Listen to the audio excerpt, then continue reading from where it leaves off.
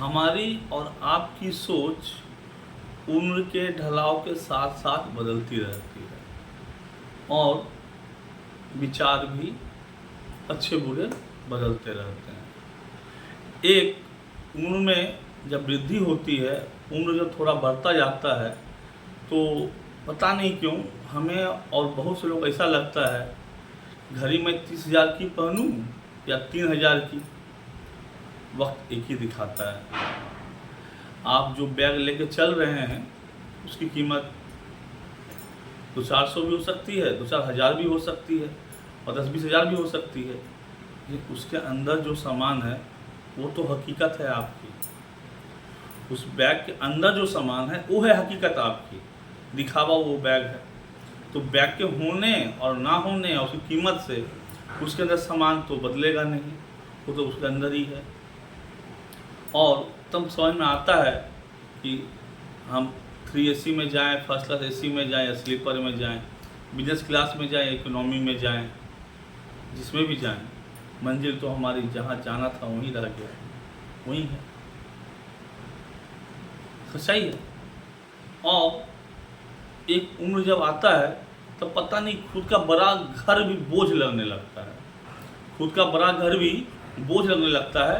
वो बड़ा घर ही बहुत से घर में कलह का कारण भी बन जाता है, क्योंकि मकान की जो साइज है ना वो तय नहीं करती है आपके तन्हाई का आलम। मकान की साइज तय नहीं करती है आपके तन्हाई का आलम।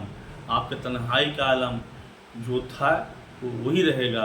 मकान के साइज के छोटे बड़े होने से तन्हाइयाँ कम या ज़्यादा नहीं हुआ करती हैं, वो तो अंदर से नोचती है आपको, अंदर सताती है आपको तन्हाई।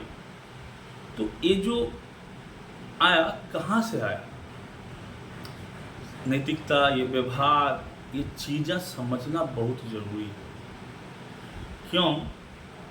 हो सकता है आपका वो दौड़ रहा हो सकता है आपका समय चल रहा हो, आपका अधिकार है, आपने पैसे आप खर्च कर सकते हैं। आप जब अपने आप आपका जब स्टेटस बन जाएगा ना, फिर आपके कपड़े नहीं देखे जाएंगे, क्या कपड़ा पहन के आए हैं कैसे नहीं देखे जाएंगे। बहुत से बड़े बड़े सिंगर अभी शादी में आए थे, गंजी पहन के नाच रहे थे, तो क्या उनकी फीस कम हो गई या स्टेटस कम हो गया? कम नहीं हुआ ना। इसी तरह कई लोग हैं जो कुछ भी पहन ले उससे उनके लाइफ में फ़र्क नहीं पड़ता, लेकिन उनके चक्कर में दिखावे के चक्कर में जब आप करना स्टार्ट करते हैं तो आप वहाँ पे फंसना स्टार्ट होता है। आप बड़े बड़े ब्रांडेड कंपनियाँ बनी हैं, ब्रांडेड कपड़े बेचे जाते हैं बड़े बड़े लोगों के लिए, उससे पैसे निकलवाना होता ब्रांडेड कंपनी का काम ही। लेकिन उस भागा भागी में दिखावे के चक्कर में जब आप उस ब्रांडेड कपड़ों के पीछे भागने लगते हैं तो आपकी हैसियत गिरती जाती है और दिखावा बढ़ता जाता है।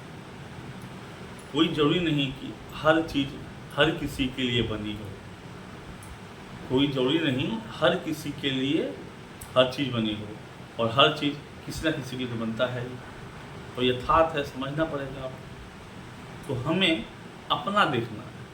कभी कभी ऐसा भी लगता है, पता नहीं कई हमारे मित्र ऐसे बहुत से लोग हैं जिनके एक जूते की कीमत पर शायद किसी परिवार का महीने का खर्चा चल जाए। उनके एक महीने के खर्चा का कीमत जो है शायद किसी के जूते या कपड़े से कम है, और समझ में आती है।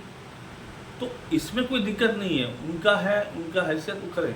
लेकिन हम और आप जो दिखावे में चले जाते हैं, दिखावे में बड़े बड़े स्टोर में बर्थडे मनाने लगते हैं, दिखावे में महंगा महंगा फ़ोन ले रहे हैं, दिखावे में कुछ और कर रहे हैं, और दिखावा करते करते ऐसे जगह पाया था कि हम तनहा हो जाते। वो तो वहीं पे थे, वहीं पे रह जाते हैं और हम तनहा हो जाते हैं।